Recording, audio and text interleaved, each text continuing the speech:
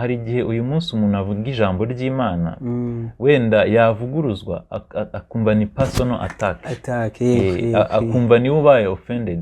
ariko ikintu nabonye cyari gihangayikishije Luteri ni uko ijambo ry'Imana riri offended we yifataga nkaho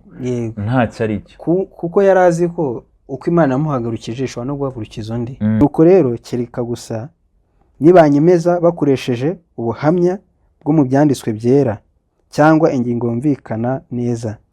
ndetse kandi gusa ninemezwa namwe mu magambo nanditse kandi bakumvisha umutima wanjye bakoresheje ijambo ry'Imana naho ubundi sinshobora kandi sinzegera nisubiraho umukristo watura ibinyuranyije n'iby'umutima nama umwemeza aba yishyize mu kaga dore magaze hano nta kindi mbasha gukora Imana imfashe amina. Uyu munsi wa none umuntu aravuga ati ese njyewe ndinde wuko niba leta yavuze ikintu runaka ntagihakana kandi umuntu akumva afite logique ariko mu by'ukuri